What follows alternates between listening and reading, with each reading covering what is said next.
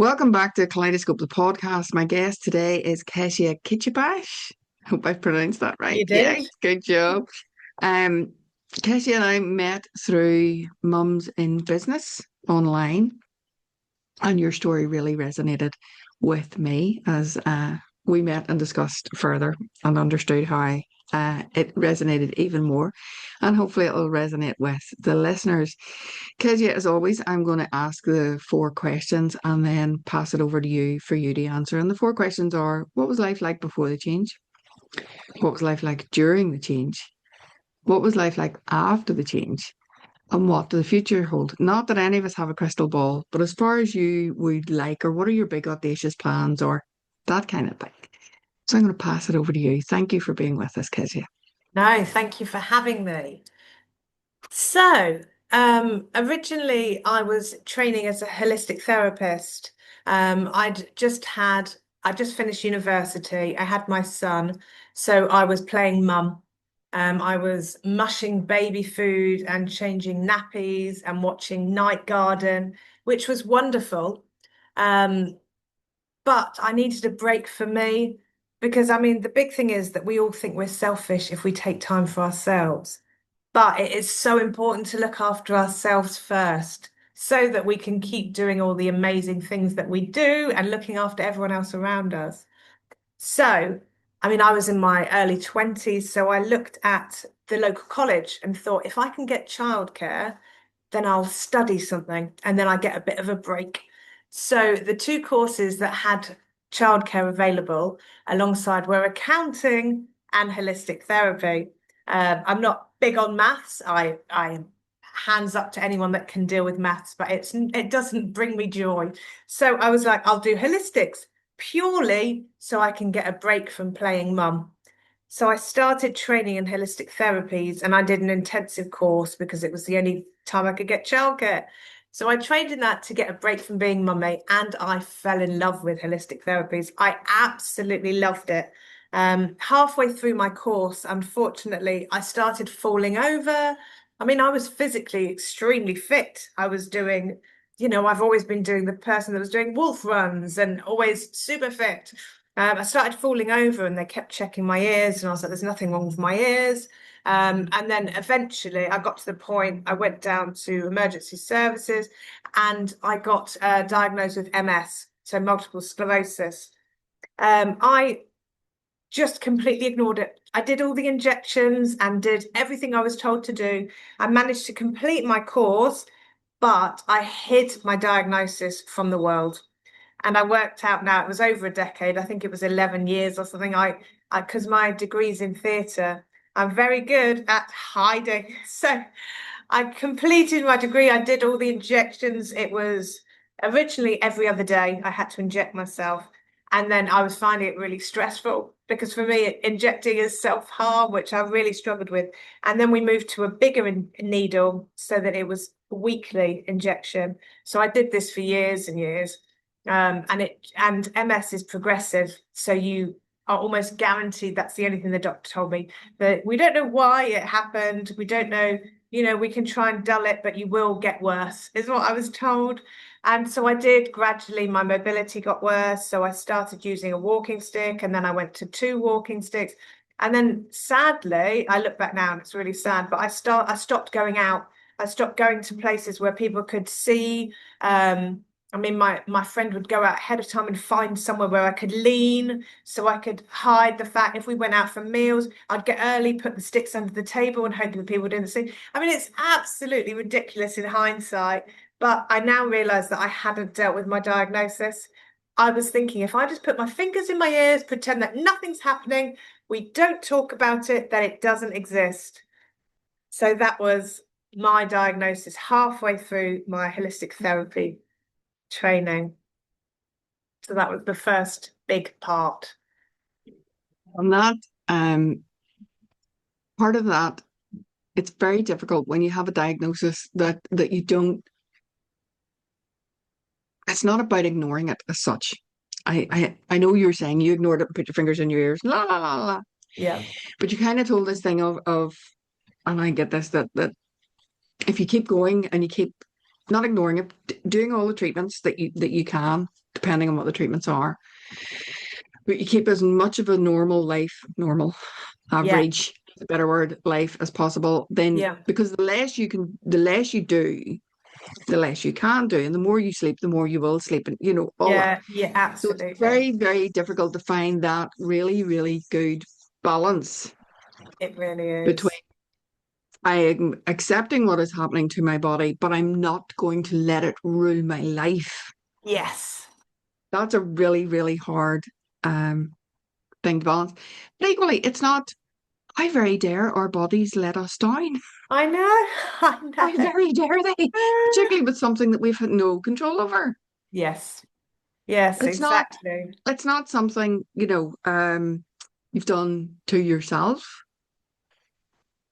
Yeah, that's something that I had to deal with. I was thinking, because I got to the stage, I think most people do this, thinking that's not fair. And it's not fair. It's not fair. I No. was like, what did I do wrong? And I was thinking, I've always been kind to people, I've always tried to help, and that's not fair. Why did it have to? So I've had many strops and I've gone, that's not fair. There are mean people. Why is that happening to me? And you're allowed to do that as well.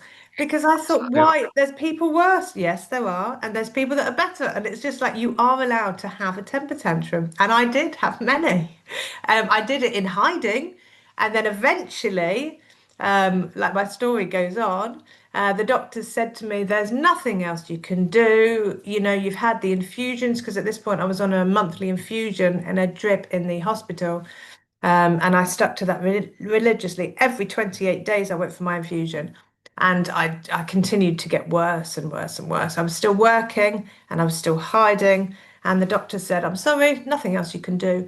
And I'd heard about many different treatments, and I'd been to a talk, and a lady ran across the stage, and she was in a wheelchair the year before. She had MS, and she was like, I had a stem cell transplant. I was like, right, okay, because everyone has a cure for you. Everyone has a cure.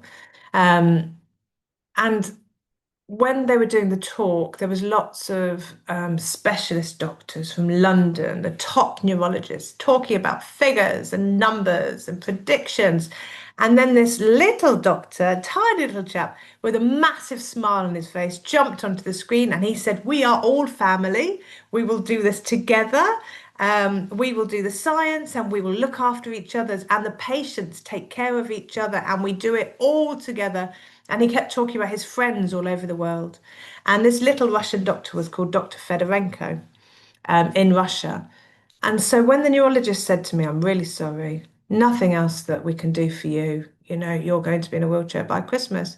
I went, I'm going to go to Russia and have a stem cell transplant. And he was like, I'm really sorry, you're too far gone. There's nothing else. And I was like, no, no, I am. And my surname means stubborn in Turkish. It's Kecibas, so it's goat's head, but directly it means stubborn, which is what I am. And I went, no, no, I'm going to go and have this stem cell transplant. And so I came out to the world.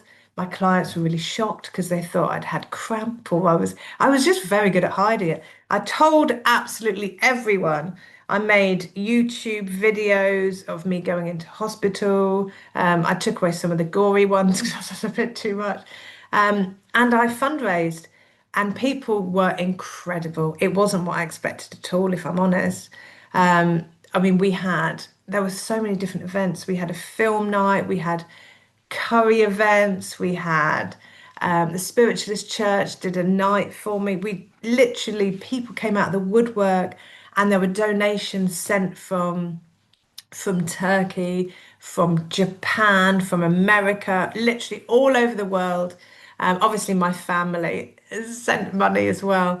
And I managed to raise, I think it was just under £50,000, and went over and had a stem cell transplant in Russia, which was the most incredible experience. And I made so many good friends. But the thing that I loved about that is that nurses were more than nurses.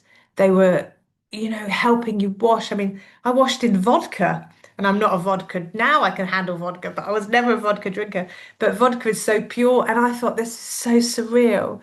I'm in Russia washing in vodka, and then with the stem cell transplant, you have chemotherapy because it's your immune system that's attacking you. So they harvested the stem cells from me, so they're my own stem cells, and then they stick them not a diffuser, but a centrifuge. That's the one, not a diffuser. And a centrifuge to separate the naughty ones from the good ones. And then they give you chemotherapy to wipe out your immune system because that's what's harming you. And then they reinsert your own stem cells to give you a boost. But the chemotherapy is really, really strong, and it's so intense. I mean, the outside of my door was washed with bleach in case anyone opened up the door. I got to the point where it was so anyone that came in, which was only nurses and the doctor, were like COVID. They were masked up, gloves on, hats on, booties on, just to enter the room. And I mean, my diet was, I don't even know what I was eating. It was delicious, but it was, orange goop followed by some yellow stuff. But I was just like, they know what they're doing. These people are here to look after me. And I had to put my trust. Do you know what I mean? I was thinking, I don't know what I'm eating. And before that, I was gluten and dairy free, but I was like, right now, these people are keeping me alive. So I will put my complete trust in these wonderful people. And after the treatment, I headed back to England, masked up. And then, yeah, I was in isolation at home for several months. Anyone that came in had to wash their shoes, their feet. They were all hand gelled up, preparation for COVID, clearly. So, and then 3 months later, I was allowed out to the big wide world. And then lockdown hit, and Leicester was the first one because COVID came to us first. I promise it wasn't me. And then I had time. I mean, the whole world was put on hold when we were all sort of on lockdown, which I know it's a bit controversial, but it was a bit of a blessing for everyone to see. I think I know there was a lot of horrible things that happened, but also it gave nature a chance to breathe. It was in that time that I wrote Rose Tinted My Story, which was all about everything I hid, my diagnosis, how I dealt with it, the diets that I tried, the meditations that I tried. I just literally thought this is not okay. Because I look back and I feel sad that I felt the need to hide it. And it wasn't from the world, it was from myself. And that's not okay. A disability is nothing to be ashamed of. And actually, it's more impressive, I think, that you've dealt with that and you're still going. And so I am proud that I did, come out to the world and I wrote my story down and it is important for people to not be ashamed of whatever they're going through. And the other major thing is not to be scared to ask for help because that is such a difficult thing. It takes such a brave person to say, right now I could do with the hand. And it doesn't make you less of a person at all. It makes you braver to be able to ask for help. So I'm proud of the person that I came out and said, I have got this disability. I'm not stopping living because life is great. I think I told you before, my best friend said MS was one of the best things that happened to me. And I was like, oh, thanks. It's my best friend. But she says, because of the MS, we are going out and we went hot air ballooning, we went parasailing, we do crazy things that disabled people can't do. And otherwise, we would just be sat having a coffee or sat in the pub talking. But because of the MS, I go out and I live life and I enjoy every minute. And I'm honored every single day. And, I'm 44 and proud and I can't wait for I've got a lot of things to do before my 45th, which is not that far. But, life is so much fun and I'm so proud of being older. I know people don't like to mention their age, but I'm like, no, I've had 44 years, a lot of experience, a lot of fun. And I plan on going to at least 105 because there's so much to do and so much fun to be had. You are. Um, you're more ambitious than I am because I only plan to go to 84. Now, that might go up as I get there. And I've had these grey bits for quite some time, but my fringe has started to go grey. And I love it. And it's a bit controversial for people, but I love it because so many of my friends didn't get to this age. Yes, But I'm like, absolutely. it's an absolute privilege for me Yeah, to have a grey fringe. It's an absolute privilege, absolutely. and every day is a bonus. Absolutely, Um, yeah. So yes, I'm totally, unfortunately, I'm not physically well enough to do all the lovely things that you're doing. I do sit and have coffee in a lot of coffee shops, but we do what we can, where we can, when we can. So Exactly. um you have a lovely saying that you said to me before about a diagnosis is not a, Full what is your wee stop. saying? Yeah, a diagnosis is not a full stop. And often we have to adapt to life. My favorite thing that I found my auntie suggested actually was a toweling robe. So simple. But if you've got any illness or anything that makes you tired after you've had a shower and wash, you're stood there drying yourself, absolutely exhausted. I mean, many moons ago now, I'm doing really well now. But I used to have to just lay down because I was so exhausted after a shower, lay down, rest before I could dry, and then wait and then slowly get dressed. But a toweling robe is like the most amazing thing. You get out the shower, you put a toweling robe, and it does the work for you. So there were a few things. That is one of the best things I ever discovered. Obviously, I haven't been, wasn't the founder of the toweling robe, but amazing. I think that's a really important thing to remember because it saves so much energy if your illness or just your body decides that you get tired easily. A toweling robe is a great trick to have. I this is the thing is, unless you have been that ill, people think when you say, "Yeah, I'm tired today," they think, "Well, have we snooze?" Well, like, yeah, I'm going to anyway. They don't get that it's that bone aching exhaustion, and It's it's yes, not. It's just you're more tired today than you normally are, but yeah, there's this level of tiredness because it's our so bodies are true. doing magnificent things. Our bodies are Absolutely. working so hard to keep us upright and mobile and working. And okay, I maybe can't do the hours that I used to do, and I maybe have to have a wee nap here and there to be able to do as much as it. But my body is doing so much good stuff that I can't complain about the tiredness, not really. I do. I shouldn't. Yeah, you're allowed Um, to moan as well. absolutely. So what, pardon me, what you didn't um go on to was after the treatment, after you'd come home and after COVID, I suppose, after you've written your book, you did say about you and your friend going and doing all these wonderful parasailing, was it, and Yeah. so on and so forth. But what about everyday life and working and so on and so forth? How has that been for you? Well, I had uh, the house that I bought. I had a salon built in the garden. There was a broken down, but it had a broken down sort of shed thing with rats and all sorts. But it had electric running to it. So I was like, "Oh, I can turn this into a salon for the day when when I do deteriorate because it was almost a guarantee." So I'm still working. Kellebec is absolutely thriving. I'm really lucky. So I'm still working. And I work around me. So the good days, I have lots of clients. On the bad days, I rest. So I literally have clients come to me, and then I do deep tissue massages. I do reflexology, Indian head, pregnancy massage. I do a whole range of treatments, and for me, it's incredible. I mean, if I don't work for 4 days in a run, I think I get poorly, which is really odd.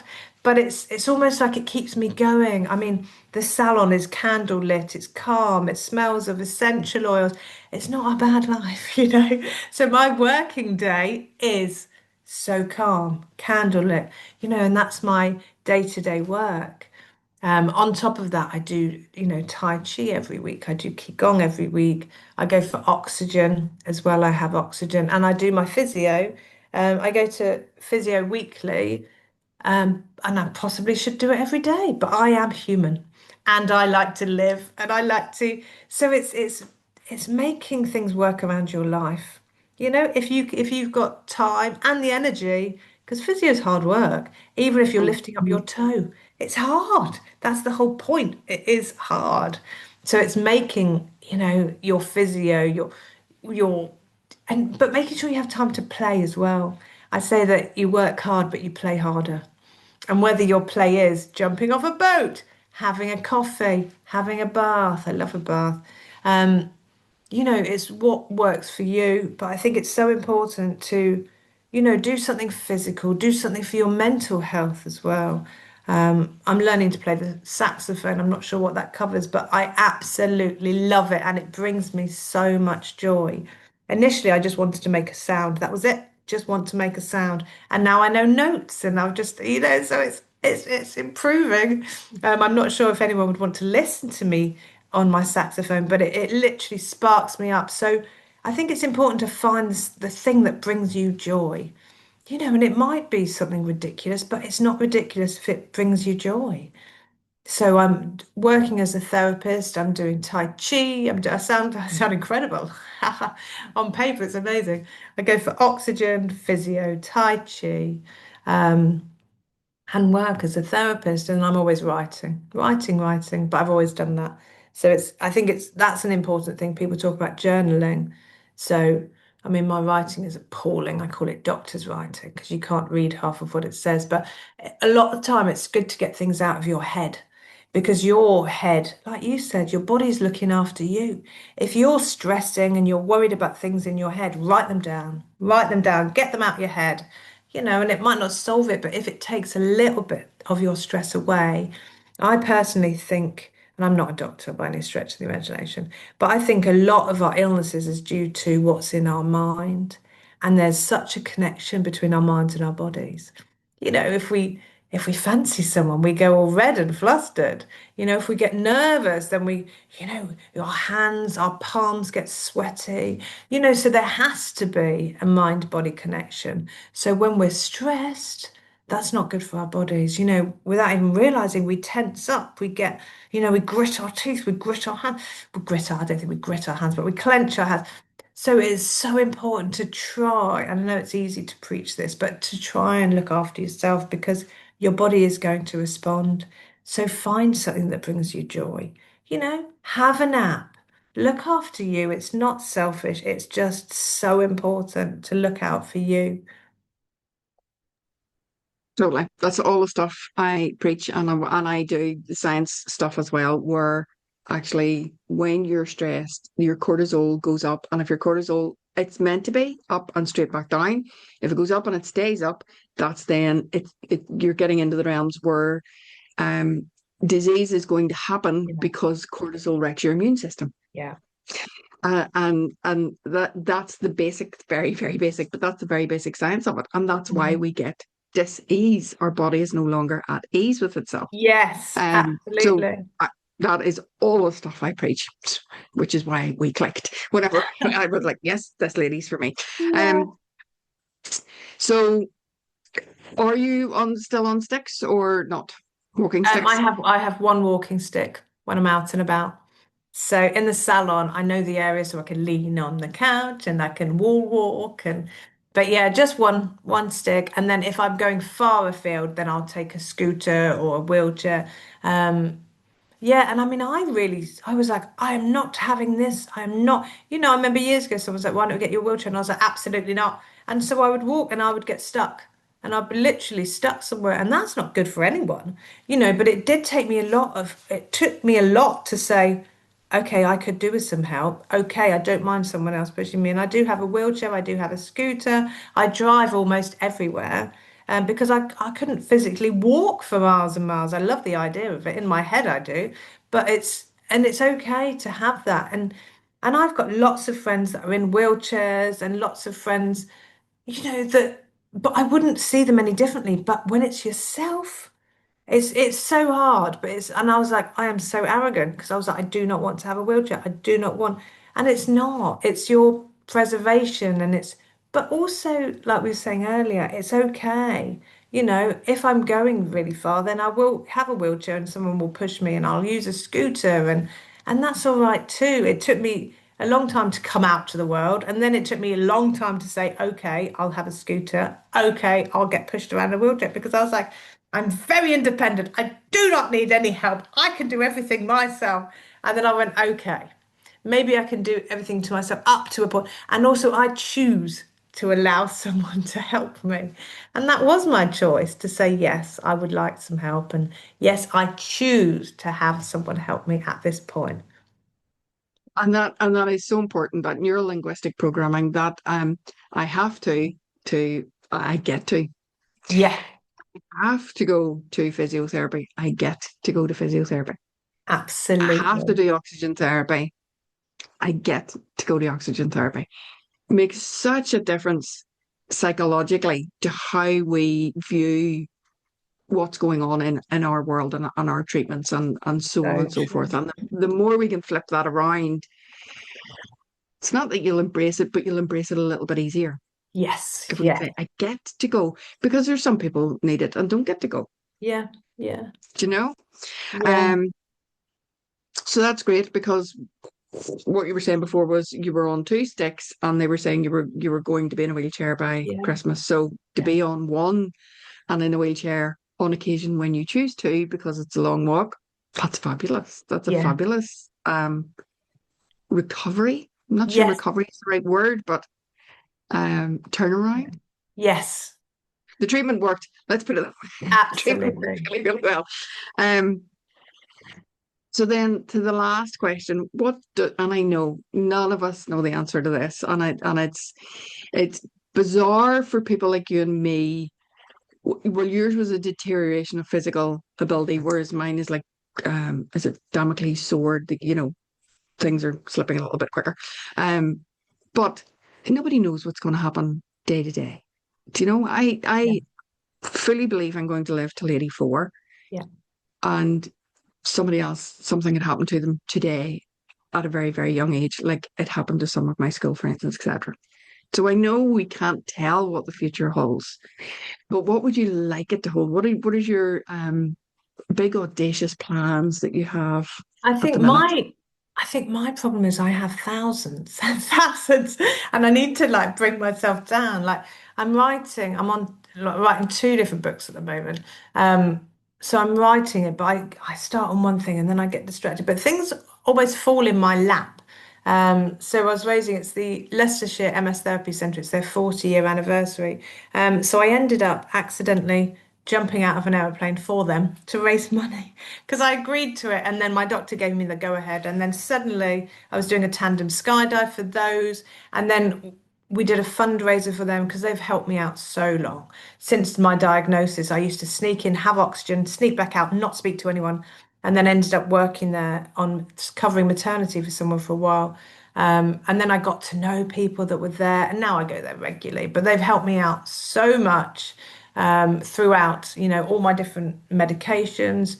Like the first time I couldn't walk my son to school, I went there and I just burst into tears. And I was like, I'm not a proper mum. I can't take my son to school. I'm useless. There's no point in me. And one of the volunteers there literally just gave me a hug and said, it's okay.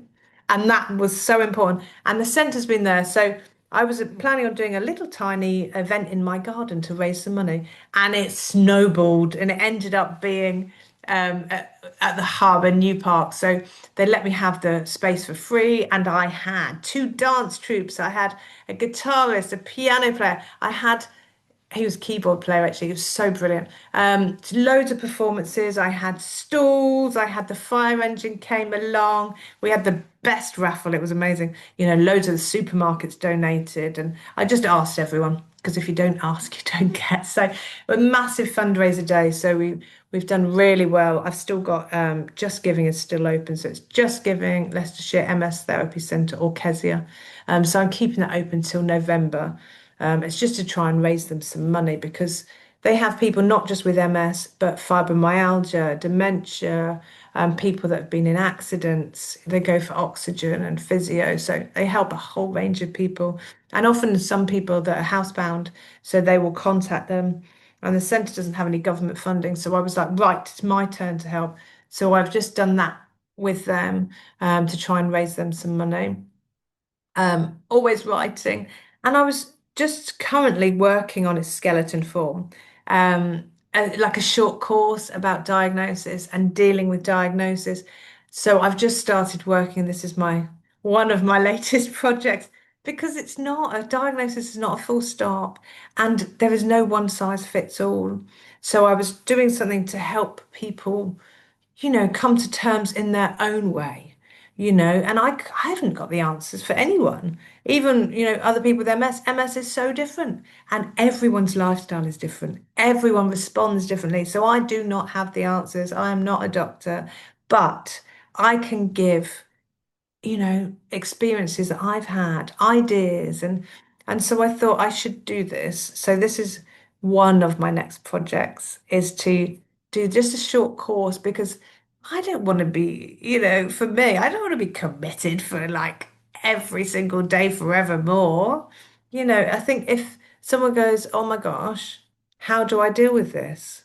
If they've got somewhere that they can go, okay, and I will just give ideas. And I thought that's something that I should do because I've tried loads of different things and some worked, some didn't. And I think also the other thing is that one thing that wouldn't work, 6 weeks ago might work today. Something that you tried last year that really didn't work might work tomorrow.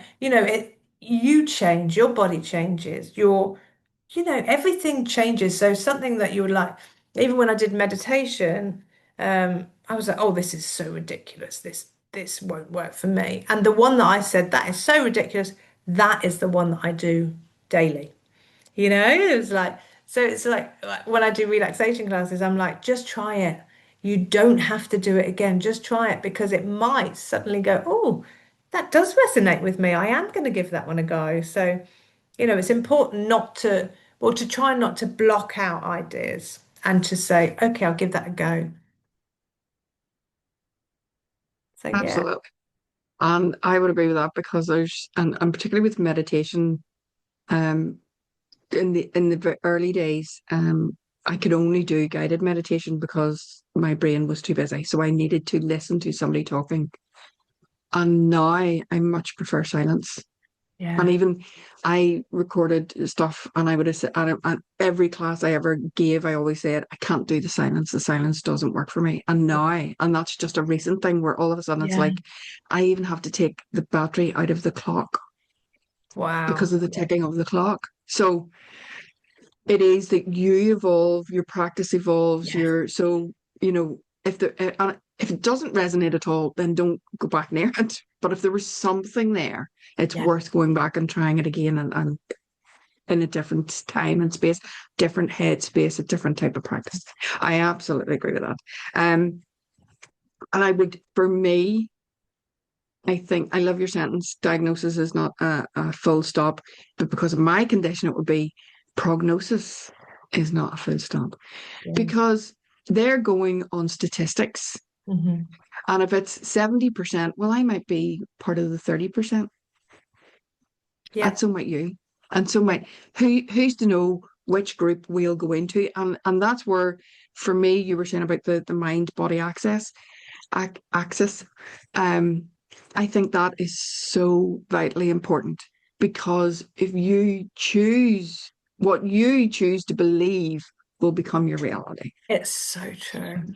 So true. So if you think, actually, I've only got till Christmas and I'm in a wheelchair permanently, that might be true, but equally it might not. But Yeah. if in your mind you decide that's true, that will become your reality. Of course. Of course. And I'm not saying go out and make the situation worse by pushing your body to do things that it really genuinely can't do. But I think if there's, and it's not about not accepting, but it's accepting that's their prognosis, but I equally could be part of the 30%. Yeah. So And it's I'm gonna your believe, body. It's yeah, your I'm gonna body, so believe, you have control of it. yeah, absolutely. So it's not that the prognosis is wrong or the diagnosis is wrong. There's no saying I don't have this and I'm perfectly fit and healthy. I think anybody that knows me would go, Mhm. no, she's really not. But I don't have to believe the prognosis. I can Yeah. decide that actually Yeah. I'm going to be around till I'm 84 and I'm going to be Absolutely. part of that 30%. Whether it happens or not, we remain to be seen, but why not believe the Yeah. possibility? What harm am I doing? Exactly. Again, it's not this burying my head in the sand and ignoring what could be going on, choosing to believe the best rather than accepting this over here, but choosing to believe it. So it's, it's a fine line. It's a difficult one, and it's a different. And there's some days you are in the 70% going, this is pants, and there's other days and you go, no, no, no, no, let's keep, you Yeah. know. So I love your positivity, and I love the giving back, absolutely, when we're in a position to do so, to raise funds for others, and give back to the charity, even working there, it's a fabulous thing to do. Um, and skydiving and things that, probably Crazy. your doctor probably goes, "You are you? What did you do?" Yeah, what is she up to now? I think they saw my name and go, oh my gosh, she's just going to keep going until we answer.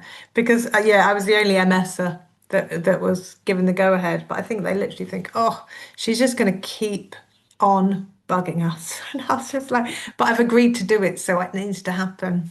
When I've agreed, I'm like, right, this is what's happening. So, yeah. But also, the other thing I just thought of is that your brain doesn't know the difference between fake and real laughter. So I No, always say to people, laugh hard, find comedy, if you have to laugh at yourself, do it. Do you need to laugh because that releases, and you'll know the science behind it, but you need to laugh. So comedy is just such a great tool. Comedy and a toweling robe are my two two, go-tos. your two recommendations. So very, very, again, very briefly, the science behind it is that they've actually looked in cells at the bacteria in the cells, and the bacteria will be doing what it has to do, and the immune system will just be sitting there, not doing anything, not doing what it should do until you start laughing. And when you start laughing, it triggers a whole sequence of events, and then the immune system goes, right, you out, and Yeah, gets rid of the bacteria. And they're kind of like, how does this work? This is, amazing. but it is amazing. And I think for me, and this is not the science bit, it's that choosing to love life, that your immune system goes, right, we're living life, so we're We going to run stay this. here. So let's get on it. Yes. And that's and it's fascinating. It's fascinating to watch. There's a whole study on it. But anyway, so to our last little three questions. And I know for people, these are the harder questions. Favorite book? You'd say that to me, I'm like, panic, you know. Um, favorite phrase, what you would tell your younger self.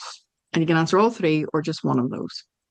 My favorite book, I think I've read The Happiness Project. That was very good. And that's literally, and it was many, many moons ago that I read it. But she's like got a nice life. She's happily married. But she's like, what else can I do to make it that little bit? What can I be grateful for? She was saying that we expect a sticker for washing up. Why do I expect something every single day? And it was just tiny little changes that she made to go, yeah, I am happy.